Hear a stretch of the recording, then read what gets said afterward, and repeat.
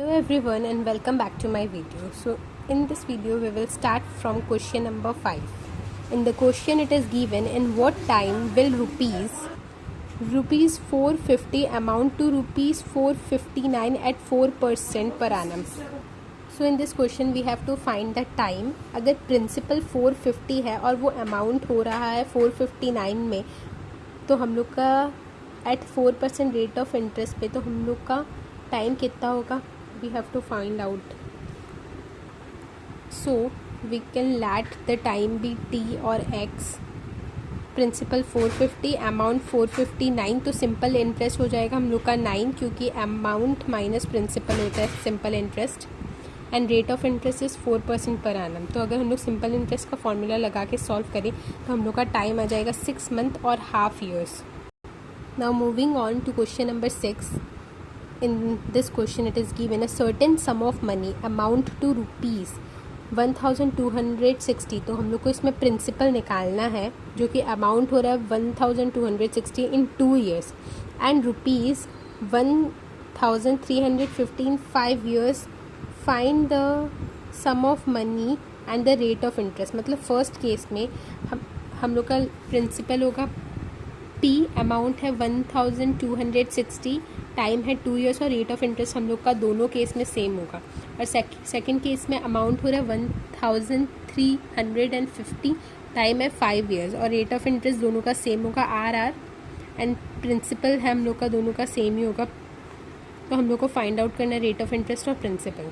तो सबसे पहले अगर फर्स्ट केस को हम लोग सॉल्व करें, क्योंकि अमाउंट गिवन है उसका फॉर्मूला यूज़ करके, तो हम लोग का फर्स्ट केस में आ रहा है, सॉल्व करने के बाद हम लोग का आ रहा है 1,26,000 is equals to P2R plus 100. So you can see how I solved it.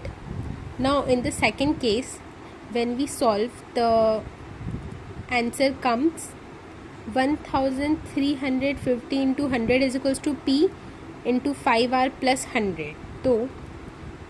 तो अब इन दोनों केसेस में हम लोग के पास 2 वेरिएबल्स बच रहा है, एक P और एक R. तो दोनों में से एक को कैंसिल करने के लिए अगर हम लोग 1 से 2 को डिवाइड कर दें तो हम लोग का P कैंसिल हो जाएगा. तो वी विल डिवाइड 1/2. तो अगर हम लोग करें तो हम लोग का आंसर आया ये 1260 इंटू 100 डिवाइडेड बाई 1350 इंटू 100. तो ये 100 कैंसिल हो गया, 0 कैंसिल हो गया और इस साइड में P कैंसिल हो गया. 2R प्लस 100, यहाँ पे 5R प्लस 100 बचा.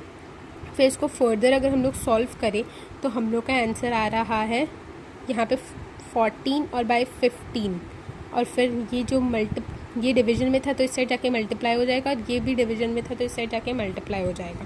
फिर अगर हम लोग उसको आगे सॉल्व करें तो हम लोग का आंसर आ रहा है 70R plus 1400 is equals to 30R plus 1500. फिर RR वाला को एक सेम साइड ले आना है और जो विदाउट वेरिएबल का नंबर है उनको एक साइड. तो हम लोग इधर से R का जब वैल्यू निकाला तो आंसर आ रहा है 5/2% पर एनम. सो रेट ऑफ इंटरेस्ट है 5/2%. और अगर हम लोग 1 या 2 दोनों में से किसी भी एक में R का वैल्यू पुट करें तो हम लोग का प्रिंसिपल का भी वैल्यू आ जाएगा. So by putting the value of R in 1 हम लोग का आंसर आता है, ये 2 से 2 कैंसिल हो गया, बचा 5 प्लस 100 तो 105 हो जाएगा. तो यहाँ पे ये 105 हो गया. फिर लेफ़्ट पार्ट ऊपर में सॉल्व किया हुआ है तो P को हम लोग एक साइड लेकर आ गए. ये इनटू में था, मल्टीप्लाई में था, तो ये डिवीजन में चला गया. तो डिवीजन में जाने के बाद जब हम लोग कैंसिल करें तो हम लोग का प्रिंसिपल आ रहा है 1200 रुपीज़. मतलब प्रिंसिपल था 1200 और रेट ऑफ इंटरेस्ट था 5/2% पर एनम. So question number 7. In this question it is given the difference in simple interest on rupees 1450. मतलब यहाँ पे केस 1 में हम लोग का प्रिंसिपल है 1450, रेट ऑफ इंटरेस्ट है 5% per annum, and second case में प्रिंसिपल है 1250 at the same rate of interest. मतलब इसमें भी रेट ऑफ इंटरेस्ट है 5% per annum for the same time. मतलब दोनों केसेस में टाइम भी है same. We can let it be T और T इज़ रुपीज़ 135. मतलब इसका जब हम लोग सिंपल इंटरेस्ट निकालेंगे तो हम लोग का आंसर जो आएगा और इसका जो सिंपल इंटरेस्ट निकालेंगे, उसका आंसर जो आएगा तो उन दोनों का डिफरेंस होगा 135 rupees. So we can solve it like this. In the case 1 principal is 1450, rate of interest is 5% per annum, time be question mark. Or similarly in the second case the principal is 1250, rate of interest is 5% per annum, time is question mark. तो simple interest का जब हम लोग formula लगाए और इसको solve करें तो हम लोग का फर्स्ट वाले में सिंपल इंटरेस्ट आ रहा है 145t/2 और सेकेंड वाले केस में सिंपल इंटरेस्ट आ रहा है 125t/2. सो इधर पर सिंपल इंटरेस्ट ऑफकोर्स इस वाले केस में ज़्यादा होगा क्योंकि इधर पे प्रिंसिपल ज़्यादा और इधर पे प्रिंसिपल कम है. तो हम लोग इसमें जब माइनस करेंगे 1 से 2 को तो हम लोग का आंसर आना चाहिए 135 अकॉर्डिंग टू द क्वेश्चन. तो अगर इसको सॉल्व करें फर्स्ट वाले को, इसमें 2 सेम डिनोमिनेटर है. सॉल्व करने के बाद हम लोग का आंसर आया है 20t/2. फिर इसको कैंसिल करने से tan t is equals to 135, time is equals to 135/tan. तो हम लोग का टाइम आ जाएगा 13.5 years. So answer is 13.5 years. Question number 8 is also similar to question number 7. Here the difference in simple interest on a certain sum of money, मतलब हम लोग को प्रिंसिपल निकालना है for 3 years and 5 years. First case में time है 3 years, second case में है 5 years, रेस्पेक्टिवली है 12% पर annum. मतलब दोनों केसेस में रेट ऑफ इंटरेस्ट है 12% इज़ 432. मतलब difference of simple interest is 432 rupees. तो हम लोग को find the sum principal. So in case 1 principal is question mark, time is 3 years, rate of interest is 12%. In second case में principal is question mark, time is 5 years and rate of interest is 12% per annum, same to the first one. तो अगर simple interest का formula लगाए तो हम लोग का first case में आ रहा है सिंपल इंटरेस्ट 36p/100 और सेकंड केस में सिंपल इंटरेस्ट आ रहा है 60p/100. सो अगर हम लोग माइनस करें 2 फ्रॉम 1 तो हम लोग का 1 फ्रॉम 2, क्योंकि यहाँ पे in the first case the time is 3 years and in the second case the time is 5 years. तो ऑफकोर्स सिंपल इंटरेस्ट जो होगा इसका ज़्यादा होगा क्योंकि rate of interest of principal amount दोनों में ही सेम है.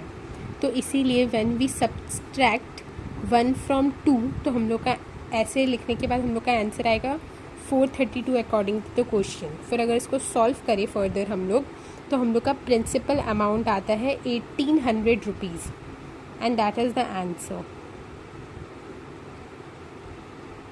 Now in question number 9, if rupees 1680 amount to rupees 2352 in 7.5 years, in how many years will rupees 1350 amount to rupees 1782, the rate being same in both the cases.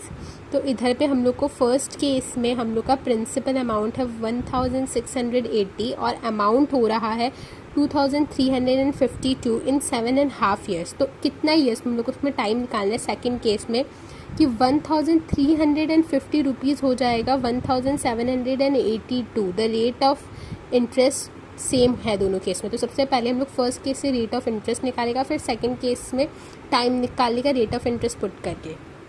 तो सबसे पहले हम लोग यहाँ पे प्रिंसिपल लिख लिया 1680, अमाउंट है 2352 और टाइम है हाफ ईयर्स. और सेकेंड वाले केस में भी सिमिलरली हम लोग ले लिया. और यहाँ पे से हम लोग सिंपल इंटरेस्ट अगर बोले फर्स्ट वाला केस तो हो जाएगा 672 रुपीज़. तो 672 सिंपल इंटरेस्ट का फॉर्मूला अगर हम लोग पुट करें तो P/R/T. तो सबसे पहले हम लोग यहाँ पे T लिख लिया 15/2 ईयर्स और सिंपल इंटरेस्ट का फॉर्मूला लगाने के बाद हम लोग का आंसर आता है 652 इज इक्वल्स टू 42 × 3R. तो R का हम लोग का आंसर आ जाता है 16/3% पर एनम. सो तो सेकेंड केस का सिंपल इंटरेस्ट होना चाहिए 432 रुपीज़. तो फॉर्मूला अगर लगाए putting the value of R तो आर का वैल्यू हम लोग इस सेकंड वाले केस में हम लोग पुट करें तो 432 इज इक्वल्स टू, फिर आर है हम लोग का 16/3% और टाइम इस बार हम लोग को निकालना है। तो हम लोग का टाइम आ जाएगा पूरा सॉल्व करने के बाद 6 years। Time 6 year is the answer. Now question number 10. In this question it is given a man lend out rupees 2500, मतलब simple principal is 2500 rupees at a certain rate of interest, मतलब rate of interest let be R and rupees 1500. So in case 2 he lends rupees 1500 at 1% higher, तो इधर पे rate of interest हो जाएगा first वाला case से 1% ज़्यादा, मतलब R+1% per annum. After 3 years, he received rupees 525 as interest on in all, मतलब इसका इंटरेस्ट और इसका इंटरेस्ट दोनों का सिंपल इंटरेस्ट का सम है 525 और नंबर ऑफ ईयर्स है दोनों ही केस में टाइम इज 3 years। तो हम लोग को फाइंड करना है the rate of interest. So हम लोग ले सकते हैं let the two rate of interest be R% per annum and R+1% per annum। So case 1 में principal is equals to 2500, time is 3 years और rate of interest is R% per annum, और second case में 1500, 3 years and R+1% per annum। तो अगर हम लोग इसमें simple interest का फॉर्मूला पुट करें तो हम लोग का आंसर आ रहा है 75R और इधर पे आ रहा है 45R+1%। तो according to the question 75R + 45R+1 is equals to 525। तो हम लोग इससे R का वैल्यू निकाले तो हम लोग का आंसर आ रहा है R is equals to 4% per annum और सेकेंड रेट ऑफ इंटरेस्ट हो गया R+1%, मतलब 5% per annum। So in question number 11 it is given divide ₹6000 into 2 parts, मतलब हम लोग को 6000 को 2 पार्ट्स में डिवाइड करना है, किस रेशियो में करना है वो नहीं बताया हुआ है।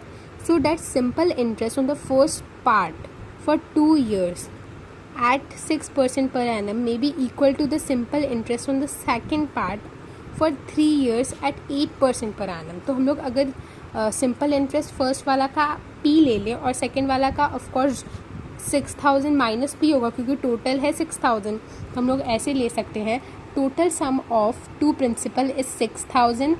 तो प्रिंसिपल फर्स्ट वाला केस में हम लोग ले लेते हैं P, rate of interest already given कि 6% पर एनम है और 2 years है, तो दोनों का सिंपल इंटरेस्ट होना चाहिए इक्वल एंड में जाके, ऐसा लिखा हुआ है क्वेश्चन में।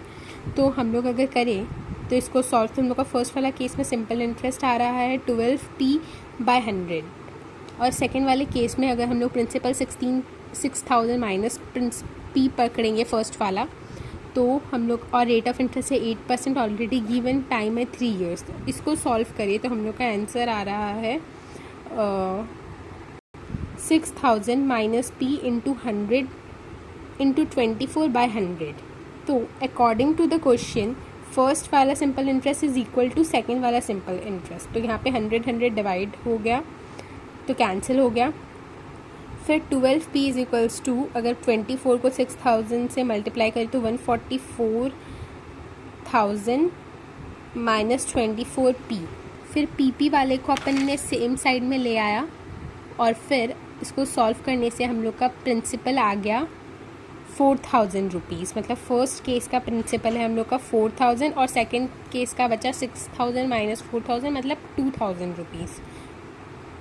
सो now moving on to question number 12, इसमें हम लोग को फाइंड आउट करना है at what rate % per annum, मतलब रेट ऑफ इंटरेस्ट क्या होगा। Will ₹1500 produce the same rate of interest in 5 years as ₹3125 produce in 3 years at 4% per annum. तो हम लोग को फर्स्ट वाला केस का रेट ऑफ इंटरेस्ट निकालना है।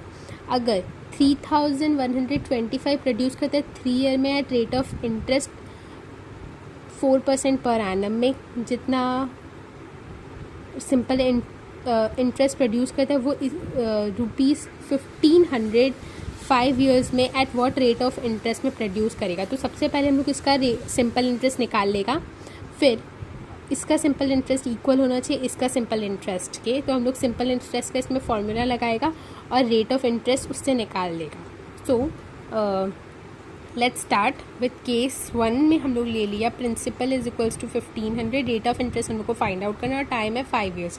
तो और इस वाले सेकंड वाले केस में हम लोग का सिंपल इंटरेस्ट भी गिवन है, रेट ऑफ इंटरेस्ट भी गिवन है और टाइम भी गिवन है। तो सेकंड वाले केस से अगर हम लोग सिंपल इंटरेस्ट को निकालें और फर्स्ट वाले केस से अगर सिंपल इंटरेस्ट को निकालें तो दोनों इक्वल होना चाहिए। So putting the values on both the sides, तो इसका फर्स्ट वाला का हम लोग का आया 7500 R/100 और इसमें आया 3125 इंटू 12/100, तो ये दोनों होना चाहिए इक्वल। तो अगर हम लोग according to the question 7500 R/100 is equals to 3125 into 12/100, तो इसको सॉल्व करने से हम लोग का रेट ऑफ इंटरेस्ट आता है 5% पर एनम। So the answer is 5% per annum. So the next question number 13 we will continue from the next video, and thanks for watching.